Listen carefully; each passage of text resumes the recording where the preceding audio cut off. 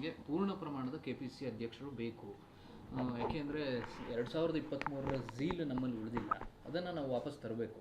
ಮತ್ತೆ ಸರ್ಕಾರ ಬರಬೇಕು ಅಂದರೆ ಒಂದು ಪೂರ್ಣ ಪ್ರಮಾಣದ ಅಧ್ಯಕ್ಷರ ನೇಮಕ ಆಗಬೇಕು ಅನ್ನೋದನ್ನು ಸುರ್ಜೇವಾಲಾ ಅವರಿಗೂ ಮನವರಿಕೆ ಮಾಡಿದ್ದೇನೆ ಅಂತ. ಈಗ ಸತೀಶ್ ಜಾರಕಿಹೊಳಿ ಅವರು ಕೂಡ ನಮ್ಮ ಪಕ್ಷದಲ್ಲಿ ಒಬ್ಬ ಹಿರಿಯ ನಾಯಕರು, ಕಾರ್ಯಾಧ್ಯಕ್ಷರು ಕೂಡ ಇದ್ದಾರೆ. ಹಾಗೂ ಅಲ್ಲಿ ಮುಂಬೈ ಕರ್ನಾಟಕದಲ್ಲಿ ಪ್ರಭಾವಿ ಮುಖಂಡರು ಕೂಡ ಇದ್ದಾರೆ. ಅವರು ಹೇಳಿರ್ತಕ್ಕಂಥ ಮಾತಲ್ಲಿ ತಪ್ಪು ಹುಡುಕ್ತಕ್ಕಂಥದ್ದಕ್ಕೆ ಹೋಗಬಾರ್ದು. ಯಾಕೆಂದರೆ ಪೂರ್ಣ ಪ್ರಮಾಣದ ಅಧ್ಯಕ್ಷರು ಇದ್ದರೆ ಪಕ್ಷಕ್ಕೆ ಹೆಚ್ಚು ಅನುಕೂಲ ಆಗ್ತದೆ. ಜೊತೆಯಲ್ಲಿ ಈಗಾಗಲೇ ನಾವು ಜಿಲ್ಲಾ ಪಂಚಾಯತಿ, ತಾಲೂಕ್ ಪಂಚಾಯತಿ ಚುನಾವಣೆ ನಿರೀಕ್ಷೆಯಲ್ಲಿದ್ದೇವೆ. ಇಲ್ಲ ಪೂರ್ಣ ಪ್ರಮಾಣದ ಅಧ್ಯಕ್ಷರು ಇವರೇ ಇರ್ತಾರೆ ಅಂತೇನಾದರೂ ಹೈಕಮಾಂಡ್ ಸ್ಪಷ್ಟ ಮಾಡಿದ್ರೆ ಸಂತೋಷ. ನಮಗೇನು ಅವ್ರು ಇರಬಾರ್ದು, ಶಿವಕುಮಾರ್ದು ಬದಲಾವಣೆ ಮಾಡಿ ಅಂತ ನಾವೇನು ಹೇಳೋ ಅಂಥದ್ದೇನಿಲ್ಲ. ಆದರೆ ಹೈಕಮಾಂಡ್ನಲ್ಲಿ ಅವರು ಸ್ಪಷ್ಟವಾಗಿ ಅವರು ಹಿಂದೆ ಹೇಳಿದರು ಏನಂತ, ಸಿದ್ದರಾಮಯ್ಯವ್ರು ಮುಖ್ಯಮಂತ್ರಿ ಇರ್ತಾರೆ, ಇವರು ಒಬ್ಬರೇ ಉಪಮುಖ್ಯಮಂತ್ರಿ ಇರ್ತಾರೆ, ಇವರು ಪಾರ್ಲಿಮೆಂಟ್ ಚುನಾವಣೆವರೆಗೂ ಇವರೇ ಅಧ್ಯಕ್ಷರಿರ್ತಾರೆ ಅಂತಕ್ಕಂಥದ್ದನ್ನು ಅವರೇ ಘೋಷಣೆ ಮಾಡಿದ್ದು. ಅದೇನು ಹೊಸದೇನು ಯಾರು ಹೇಳಿದ್ದಲ್ಲ. ಆ ದೃಷ್ಟಿನಲ್ಲಿ ಗೊಂದಲ ಸೃಷ್ಟಿಯಾಗಿದೆ.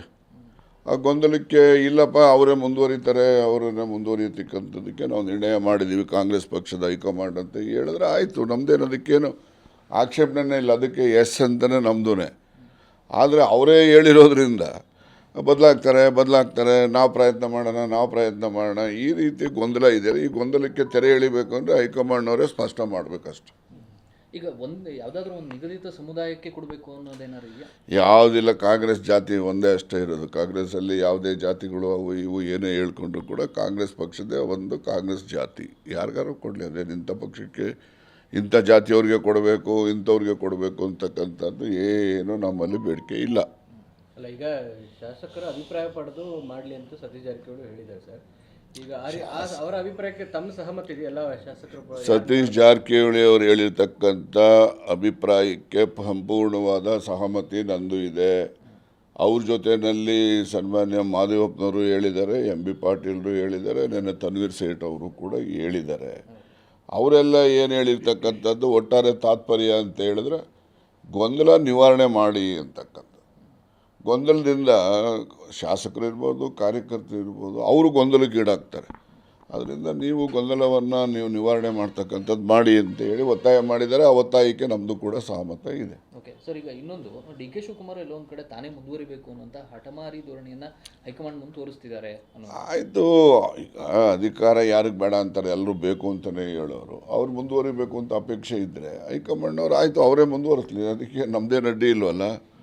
ಅವ್ರನ್ನೇ ಮುಂದುವರಿಸಲಿ, ಅವರೇ ಇರ್ತಾರೆ ಮುಂದಕ್ಕೂ ಅಧ್ಯಕ್ಷರಾಗಿ ಅಂತ ಹೈಕಮಾಂಡ್ನವರು ಅವರು ಹೇಳಿರೋದ್ರಿಂದ ಈ ಗೊಂದಲ ಸೃಷ್ಟಿಯಾಗಿರೋದು. ಹೈಕಮಾಂಡ್ನವ್ರು ತಾನೇ ಹೇಳಿರೋದು ಪಾರ್ಲಿಮೆಂಟ್ ಚುನಾವಣೆ ಆದಮೇಲಿಂದ ಅವ್ರನ್ನ ಅಲ್ಲಿವರೆಗೂ ಮುಂದುವರಿತಾರೆ ಅಂತ ಹೇಳಿ ಅವರೇ ಒಂದು ಪ್ರೆಸ್ ಸ್ಟೇಟ್ಮೆಂಟಲ್ಲಿ ಕೊಟ್ಟಿದ್ದಾರೆ, ಪ್ರೆಸ್ ಕಾನ್ಫರೆನ್ಸಲ್ಲಿ ಹೇಳಿದ್ದಾರೆ, ಒಂದು ಪ್ರೆಸ್ ರಿಲೀಸಲ್ಲೂ ಕೂಡ ಇದೆ ಕಾಗದ.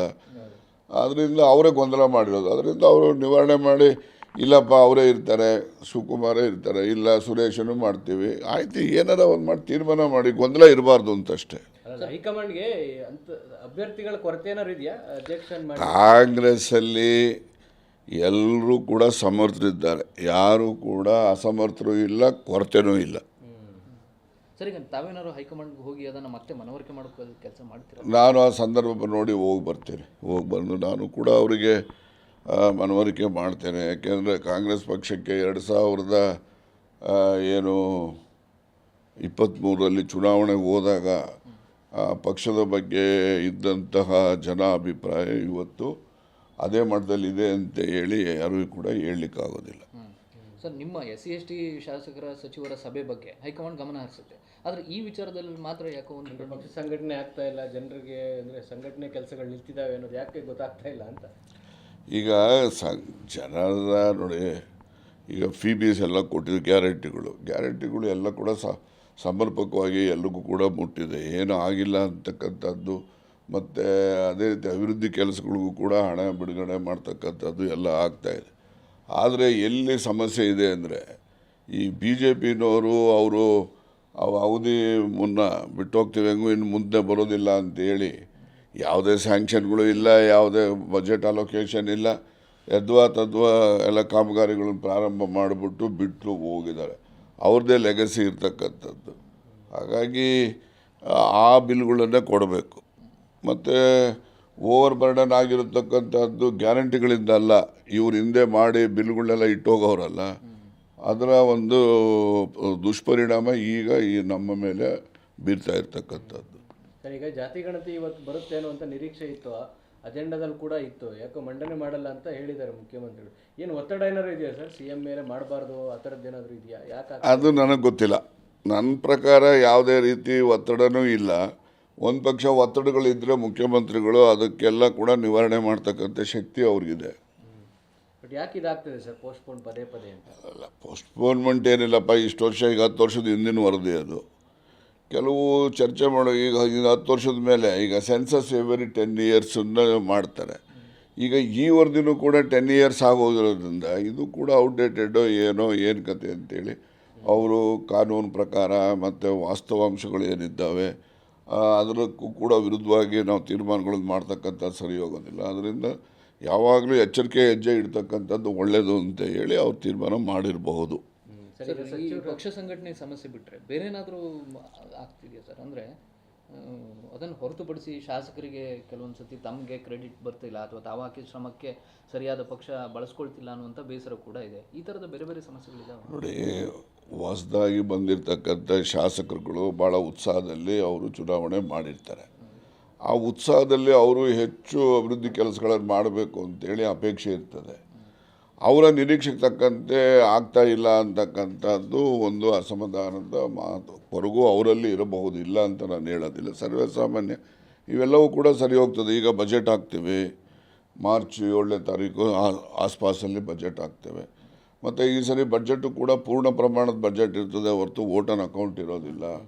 ಹಾಗಾಗಿ ಒಂದು ಸಮಗ್ರವಾಗಿ ರಾಜ್ಯ ಪೂರ್ಣ ವರ್ಷ ಬಜೆಟ್ಟು ಹಾಕೋದ್ರಿಂದ ಸಂಪೂರ್ಣವಾದಂತಹ ಕಾಮಗಾರಿಗಳನ್ನು ಅಭಿವೃದ್ಧಿ ಕೆಲಸಗಳನ್ನು ಮಾಡಲಿಕ್ಕೆ ಸಾಧ್ಯ ಆಗ್ತದೆ. ಸರ್, ಈಗ ಸಚಿವರ ಕಾರ್ಯವೈಖರಿ ವರದಿಯನ್ನು ಹೈಕಮಾಂಡ್ ತಗೊಂಡಿದೆ. ಇನ್ನು 10ರಿಂದ 12 ಸಚಿವರನ್ನ ಬದಲಾಯಿಸ್ತಾರೆ ಅನ್ನೋ ಚರ್ಚೆಗಳಿದೆ ಸರ್. ತಮಗೇನು ಆ ಥರದಿಂದ? ಅದೆಲ್ಲ ನನಗೆ ಗೊತ್ತಿಲ್ಲಪ್ಪ. ಈಗ ಕಾಂಗ್ರೆಸ್ ಪಕ್ಷದಲ್ಲಿ ಮಂತ್ರಿ ಮಾಡೋದು, ಮಂತ್ರಿಗಳು ತೆಗೆಯೋದು, ಮುಖ್ಯಮಂತ್ರಿ ಮಾಡೋದು, ಮುಖ್ಯಮಂತ್ರಿ ತೆಗೆಯೋದು ತೀರ್ಮಾನ ಅಂತಿಮವಾಗಿ ಕಾಂಗ್ರೆಸ್ ಹೈಕಮಾಂಡ್ನವ್ರದ್ದು ಇರ್ತದೆ. ಅವ್ರು ಏನು ಮಾಡ್ತಾರೆ ಮಾಡಲಿ, ಅದಕ್ಕೇನು ಯಾರ್ದು ಆಕ್ಷೇಪಣೆ ಏನಿಲ್ಲಲ್ಲ. ಇರ್ಬೋದು, ಇದ್ರೆ ಇರಲಿ, ಏನಂತೆ ಸ್ವಾಗತ ಮಾಡ್ತೀನಿ ನಾನು. ಸರ್, ಪೂರ್ಣ ಪ್ರಮಾಣದ ಅಧ್ಯಕ್ಷರಾದರೆ ಎಲ್ಲ ಗೊಂದಲಗಳಿಗೆ ಒಂದು ಇತಿಶ್ರೀ ಹಾಡ್ದಂಗೆ ಆಗುತ್ತೆ ಅಲ್ವೇ? ಈಗ ನೋಡಿ, ಗೊಂದಲ ಸೃಷ್ಟಿಯಾಗಿರೋದೇನೇ ನಾಯಕನ ಆಯ್ಕೆ ಸಂದರ್ಭದಲ್ಲಿ ಘೋಷಣೆ ಮಾಡಿದಂಥದ್ದು. ಅದರಲ್ಲಿ ಏನು ಹೇಳ್ತಾರೆ, ಮುಖ್ಯಮಂತ್ರಿ ಸಿದ್ದರಾಮಯ್ಯನವ್ರು ಇರ್ತಾರೆ, ಆಮೇಲಿಂದ ಓನ್ಲಿ DCM ಇರ್ತಾರೆ. DCM ಅವರು ಪಾರ್ಲಿಮೆಂಟ್ ಚುನಾವಣೆವರೆಗೂ ಮುಂದುವರಿತಾರೆ. 3 ಅಂಶ ತಾನೇ ಹೇಳಿರೋದು. ಪಾರ್ಲಿಮೆಂಟ್ ಚುನಾವಣೆಗೆ 6 ತಿಂಗಳಾಯ್ತಲ್ಲ, ಬದಲಾವಣೆ ಇವತ್ತು ಮಾಡ್ತಾರೆ, ನಾಳೆ ಮಾಡ್ತಾರೆ ಅಂತಕ್ಕಂಥ ಗೊಂದಲ ಇದೆ. ಆ ಗೊಂದಲ ನಿವಾರಣೆ ಮಾಡಬೇಕು ಹೈಕಮಾಂಡ್ನವರು ಅಂತಕ್ಕಂಥ ಮಾತನ್ನು ಎಲ್ಲ ಮಂತ್ರಿಗಳು ಎಲ್ಲರೂ ಕೂಡ ಮುಖಂಡರುಗಳು ಹೇಳಿದ್ದಾರೆ. ಆ ಗೊಂದಲದಲ್ಲಿ ಅವರೇ ಹೇಳಲಿ, ಇವರೇ ಇರ್ತಾರಪ್ಪ ಇನ್ನೂ ಮುಂದಿನ ಅಸೆಂಬ್ಲಿ ಎಲೆಕ್ಷನಲ್ಲೂ ಇವರೇ ಇರ್ತಾರೆ ಅನ್ನೋ ಸಂತೋಷ. ನಮಗೇನು ಅಡ್ಡಿ ಏನಿಲ್ವಲ್ಲ. ನಾವು ಅಧಿಕೃತವಾಗಿ ಹೇಳಿ, ಅವರೇ ಗೊಂದಲ ಸೃಷ್ಟಿ ಮಾಡಿರೋದು. ಅಲ್ಲ ಸರ್, ಅವರು ಅಧಿಕೃತವಾಗಿ ಅನೌನ್ಸ್ ಆದರೆ ಸರ್ ಅವರೇ ಇರ್ತಾರೆ ಅನ್ನೋದಾದರೆ ಒಬ್ಬರಿಗೆ ಒಂದೇ ಹುದ್ದೆ ಇರಬೇಕಲ್ವಾ ಅನ್ನೋದು. ಅದಾದಮೇಲೆ ಅದು ಕಾಂಗ್ರೆಸ್ಸಿನ ನಿಯಮಾವಳಿಗಳು ಏನಿದ್ದಾವೆ ಆ ನಿಯಮಾವಳಿಗಳಂತೆ ಇರ್ತಕ್ಕಂಥದ್ದು ಅಂತೇಳಿ ಎಲ್ಲ ನಿರೀಕ್ಷೆ ಮಾಡ್ತೀವಿ ನಾವು. ಈಗ ಸತೀಶ್ ಜಾರಕಿಹೊಳಿ ಪರವಾಗಿ ಸಾಕಷ್ಟು ಜನ ಶಾಸಕರು ನೀವು ಆಗಿ ಅನ್ನುವಂಥ ಒತ್ತಾಯವನ್ನು ಮಾಡ್ತಾ ಇದ್ದಾರೆ ಸರ್. ಸತೀಶ್ ಜಾರಕಿಹೊಳಿ ಅವರ ಆಯ್ಕೆಗೆ ತಮ್ಮ ಸಹಮತದಿಂದ ಅವ್ರು ಆಗೋದಾದರೆ ಬಯಸ್ತೀರ? ಸತೀಶ್ ಜಾರಕಿಹೊಳಿ ಅಧ್ಯಕ್ಷರಾದರೆ ಸಂತೋಷ ಪಡೋದ್ರಲ್ಲಿ ನಾನು ಮೊದಲಿಗ, ಗೊತ್ತಾಯ್ತಾ? ಆಗಲಿ ಸತೀಶ್ ಜಾರಕಿಹೊಳಿ ಅವರು ಜನಪರವಾಗಿ ಕೆಲಸ ಮಾಡ್ತಕ್ಕಂಥದ್ದು ಮತ್ತು ಭಾಳ ಸರಳವಾಗಿರ್ತಾರೆ, ಎಲ್ರಿಗೂ ಕೂಡ ಸಿಗ್ತಾರೆ. ಆಮೇಲಿಂದ ಮನುಷ್ಯ ಎಲ್ರಿಗೂ ಗೌರವ ಕೊಡ್ತಾರೆ. ಸರಳತೆಗಿಂತ ಹೆಚ್ಚಾಗಿ ಎಲ್ರಿಗೂ ಕೂಡ ಗೌರವ ಕೊಡ್ತಕ್ಕಂಥದ್ದನ್ನು ಅವರಲ್ಲಿ ನಾವು ನೋಡ್ತೀವಿ. ಅದರಿಂದ ಅಂಥ ಒಬ್ಬ ಗೌರವ ಕೊಡ್ತಕ್ಕಂಥ ಒಬ್ಬ ಗೌರವ ವ್ಯಕ್ತಿ ಒಂದು ಸ್ಥಾನಕ್ಕೆ ಅಲಂಕಾರ ಮಾಡ್ತಾರೆ ಅಂದರೆ ನಾವೆಲ್ಲ ಸ್ವಾಗತ ಮಾಡಬೇಕು. Okay, thank you.